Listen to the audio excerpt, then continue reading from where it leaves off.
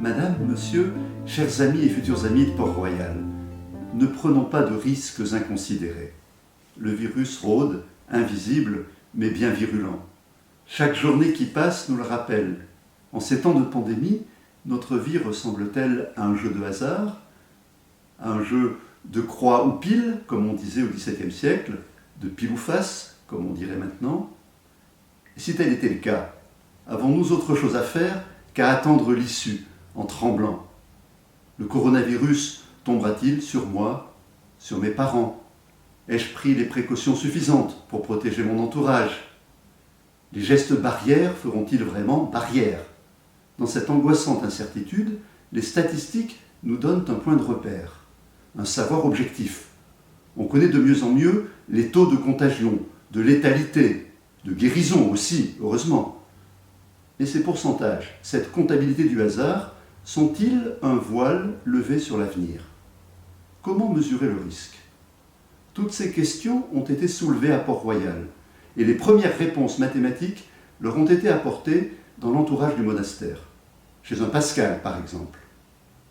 Quel jugement doit-on faire des accidents futurs? Demande dans son chapitre de conclusion la logique de Port-Royal. C'est avec la marquise de Sablé que nous allons considérer cette question.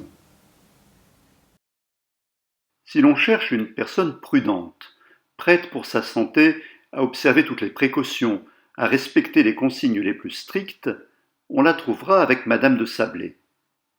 Grande amie de Port-Royal, la marquise est une de ces aristocrates dont la présence et l'amitié protégèrent le monastère autant qu'il fut possible.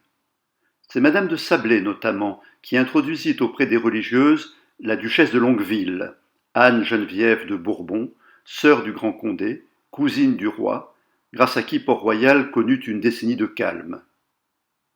Comme Louise-Marie de Gonzague, évoquée dans la précédente minute de Port-Royal, ces hautes figures nous rappellent combien le prestige de Port-Royal s'est exercé aussi sur les grandes dames et la noblesse de France, impressionnée par le radicalisme et la conviction de ce milieu d'élite.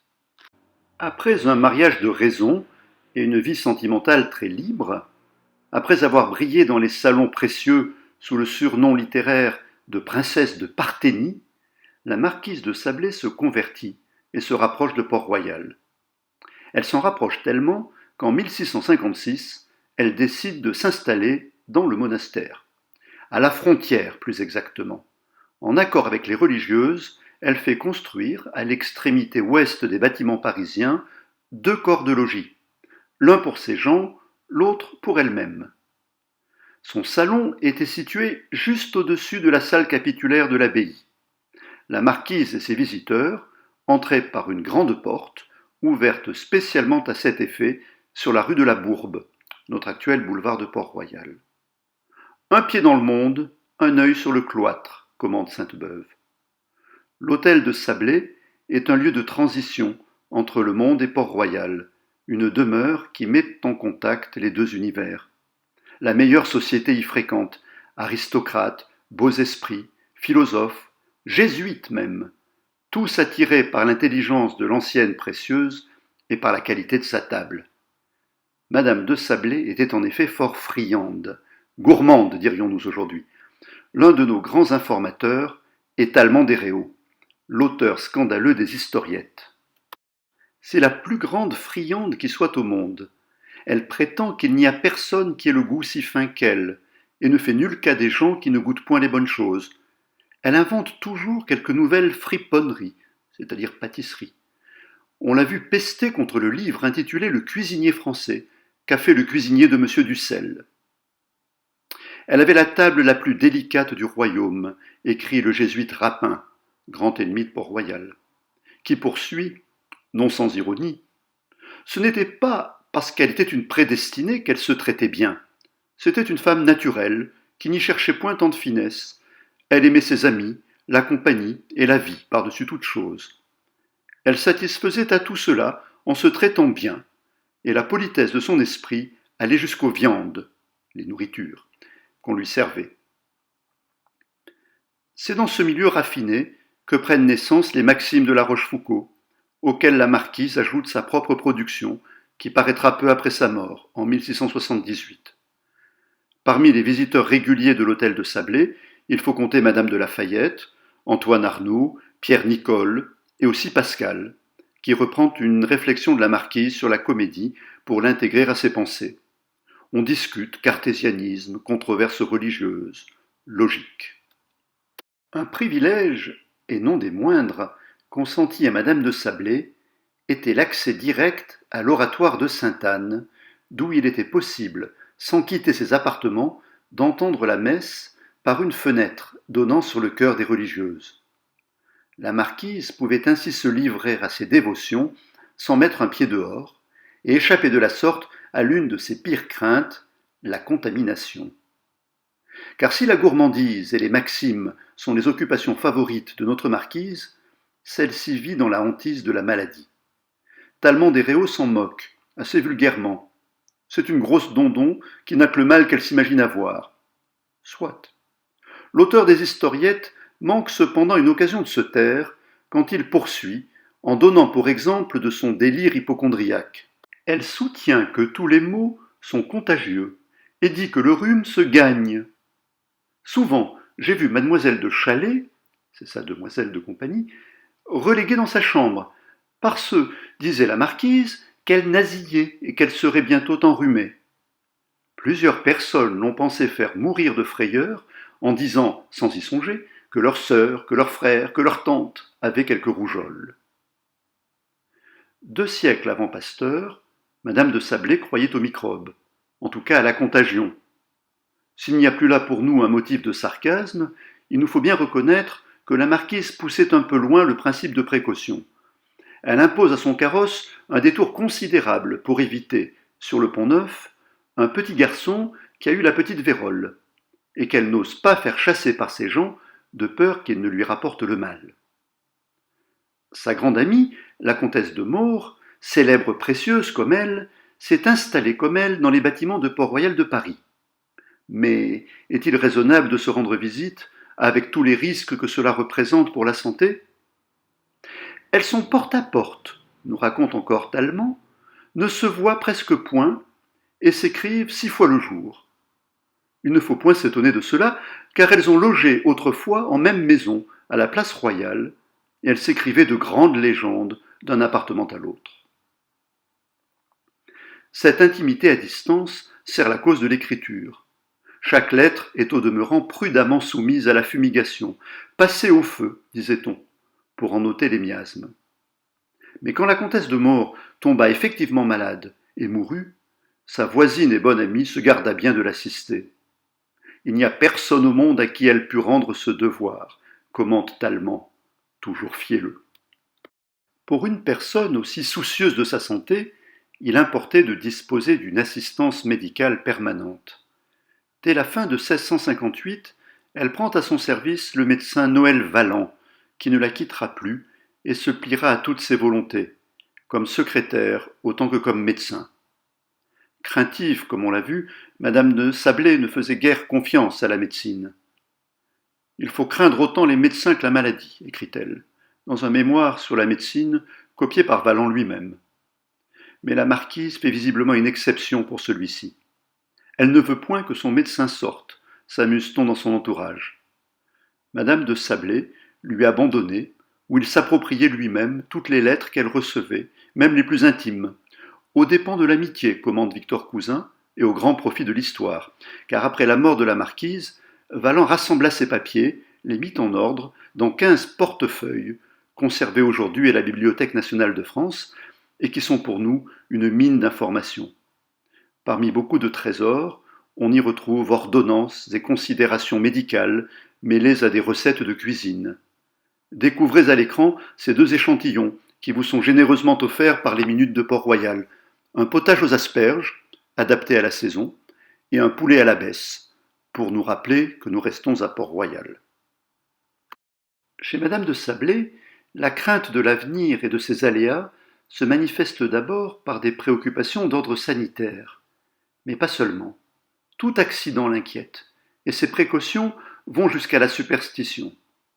Avant que de loger dans une maison, elle fait enquête s'il n'y est mort personne, et on dit qu'elle ne voulut pas en louer une parce qu'un maçon s'était tué en la bâtissant.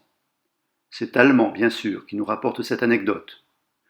Madame de Sablé a peur de l'avenir et de l'incertitude, une peur irrationnelle, et qui peut devenir absurde. C'est à elle que fait allusion la logique de Port-Royal dans son dernier chapitre. Chapitre surprenant dans un manuel de logique, mais la logique de Port-Royal est un bien étrange manuel de logique. La logique, ou l'art de penser, a été écrite par Antoine Arnaud et Pierre Nicole, avec la collaboration de Pascal pour certains développements. Elle paraît pour la première fois en 1662, l'année même de la mort de Pascal. L'idée originelle d'un manuel scolaire a perdu une partie de son sens avec la dispersion des petites écoles imposées par le pouvoir. Peu importe, l'entreprise est poursuivie. Elle concernera au premier chef un public mondain et adulte, y compris celui des femmes, qui seront heureuses de trouver sur ce sujet un ouvrage rédigé en français. Mais la thèse générale n'a pas changé. Elle est faite d'un étrange dédain pour le sujet traité. S'il est nécessaire, soutiennent les auteurs, d'exposer les règles formelles de la logique, c'est surtout pour se convaincre qu'elles ne servent pas à mieux penser. La connaissance la plus technique des syllogismes n'a jamais empêché personne de divaguer. Le seul art qui vaille serait l'art de penser, sous-titre de cet ouvrage. Mais peut-on le réduire à des règles? La logique de Port-Royal est le résultat d'un défi, une espèce de divertissement plutôt qu'un dessin sérieux, prévient l'avis au lecteur. Le tout dernier chapitre aborde ainsi une question inhabituelle dans les ouvrages de logique. Quel jugement doit-on faire des accidents futurs? Comment évaluer l'incertitude? On est conduit en permanence à prendre des risques et à établir des précautions pour faire face à un avenir qui ne dépend pas entièrement de nous. Mais toutes les précautions sont-elles légitimes? La peur, en l'occurrence, n'est pas la meilleure conseillère. On se laisse aveugler par l'importance des enjeux. L'hyperprécaution est une forme d'illusion. À l'égard des accidents où l'on a quelque part et que l'on peut ou procurer ou empêcher en quelque sorte par ses soins, en s'y exposant ou en les évitant, il arrive à plusieurs personnes de tomber dans une illusion qui est d'autant plus trompeuse qu'elle leur paraît plus raisonnable. C'est qu'ils ne regardent que la grandeur et la conséquence de l'avantage qu'ils souhaitent ou de l'inconvénient qu'ils craignent, sans considérer en aucune sorte l'apparence et la probabilité qu'il y a que cet avantage ou cet inconvénient arrive ou n'arrive pas. Le terme vient d'être prononcé. Probabilité. Cette science est toute neuve. Elle a été fondée par Pascal, 8 ans plus tôt, quoique sous une autre dénomination, par méfiance du terme et de son usage théologique. Pascal parle de la règle des parties, TIS, c'est-à-dire des partages, et sa correspondance avec Fermat, le mathématicien toulousain, en est l'acte de naissance. Si le confinement perdure, il y aurait la matière à une nouvelle minute de Port-Royal. La grandeur des biens et des maux que nous réserve l'avenir doit être corrigée par la probabilité de ces événements. Et c'est là que l'on retrouve notre marquise, toujours anxieuse et souhaitant s'assurer sur tout. Ses bons amis de Port-Royal s'abstiennent courtoisement de la désigner par son nom. C'est par un raisonnement de cette sorte qu'une princesse, ayant ouï dire que des personnes avaient été accablées par la chute d'un plancher, ne voulait jamais ensuite entrer dans une maison sans l'avoir fait visiter auparavant. Et elle était tellement persuadée qu'elle avait raison, qu'il lui semblait que tous ceux qui agissaient autrement étaient imprudents. Loin d'être prudente, comme elle le pense, la marquise est tout simplement ridicule. L'effondrement d'un étage est certes possible, et de telles catastrophes se produisent en effet, mais fort rarement. La peine qu'elle se donne, commente ailleurs Antoine Arnaud, est un plus grand mal que ne le peut être le hasard d'un accident si extraordinaire. Le hasard se mesure, et même s'il est impossible de le prévoir, sinon il cesserait d'être le hasard, on peut en suivre et en calculer la progression. Pour nous, qui sommes habitués aux statistiques et aux probabilités, cette idée tient de l'évidence. Quand Pascal l'énonce, au milieu du XVIIe siècle, c'est une vraie révolution intellectuelle qui bouleversera sa propre représentation du monde. Faisant en 1654 l'inventaire de tous ses travaux scientifiques, Pascal réserve une place à part à ses spéculations sur le hasard. En matière de probabilité, il n'a pas inventé grand-chose, mais il a fait plus. Il a ouvert un nouveau champ aux mathématiques. Il s'enthousiasme lui-même du titre stupéfiant, Stupendum Titulum, qu'on peut donner à cette jeune discipline, par une alliance de deux termes jusqu'alors incompatibles, Aleae Geometria, une géométrie du hasard. Voilà la science qui aurait rassuré Madame de Sablé et lui aurait permis d'emprunter les escaliers sans trembler. En matière de santé et de maladie, Pascal offre un contrepoint saisissant aux terreurs et aux obsessions de la marquise, ce qui ne l'empêchait pas au demeurant de rester avec elle dans les meilleurs termes. Il affiche dans les pensées une sérénité qui n'est pas entièrement dénuée de fatalisme. Quand on se porte bien, on admire comment on pourrait faire si on était malade. Quand on l'est, on prend médecine gaiement, le mal y résout. On n'a plus les passions et les désirs de divertissement et de promenade que la santé donnait et qui sont incompatibles avec les nécessités de la maladie. La nature donne alors des passions et des désirs conformes à l'état présent. Il n'y a que les craintes que nous nous donnons nous-mêmes et non pas la nature qui nous troublent, parce qu'elles joignent à l'état où nous sommes les passions de l'état où nous ne sommes pas. Une fois encore, cet esprit qu'on a pris l'habitude d'évoquer sous son jour le plus sombre manifeste une vitalité et un contentement, une tranquillité qui ne cadre pas avec nos caricatures. On répliquera peut-être que Pascal prend bien facilement son parti des choses. La maladie n'est pas pour lui une calamité, il y était habitué, c'était un malade chronique, moins soucieux d'échapper aux maladies que d'en faire un bon usage. Mais la conclusion du texte reste à méditer. Il n'y a que les craintes qui nous troublent. Le moment venu, le mal nous fera prendre médecine, gaiement.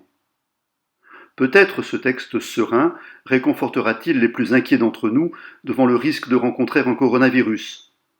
N'anticipons pas, semble nous dire Pascal, et ne nous comportons point comme le philosophe Cide de La Fontaine, cet indiscret stoïcien qui fait cesser de vivre avant que l'on soit mort. Mais s'il est quelque chose qui mérite bien notre peur, n'est-ce quand même pas la mort ? Redonnons une dernière fois la parole à Madame de Sablé.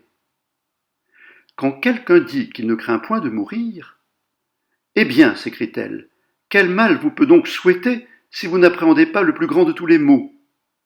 Je crains la mort plus que les autres, parce que personne n'a jamais si bien conçu ce que c'est que le néant. Et Tallemant s'étonne après avoir rapporté ses propos. Cependant, elle est dévote et fort persuadée à ce qu'elle dit de l'autre vie. Que conclure de ce vagabondage entre recettes de cuisine, mathématiques et inquiétudes médicales ? Madame de Sablé est certes irrationnelle, mais qui oserait aujourd'hui lui jeter la pierre ? Quant à Pascal, présenté ici sous un jour souriant, ne nous laissons pas abuser. Il ne nous invite pas à l'insouciance. Il ne nous demande pas davantage de bannir toute précaution. Mais son incursion dans l'espace du hasard, sa découverte de la règle des parties, lui font regarder l'avenir et les incertitudes d'un autre œil. Qu'on suive un principe de précaution, d'accord, à condition de se préoccuper de ce qui en vaut vraiment la peine. Pour l'auteur des pensées, la vie terrestre n'est pas le bien suprême. On passe d'ailleurs son temps à la gaspiller, et Pascal de conclure cruellement, mais en toute rigueur, dans le fragment 191, si on doit donner 8 jours de la vie, on doit donner 100 ans. Alors, quel est donc pour lui le vrai danger ? Quelle est la précaution essentielle qui devrait hanter nos existences ? Cela relève encore pour lui de la règle des parties, en Cellier 190. Par les parties, vous devez vous mettre en peine de rechercher la vérité, car si vous mourrez sans adorer le vrai principe, vous êtes perdu. Le vrai principe, est-ce le principe de précaution ? Pour Pascal, certainement pas.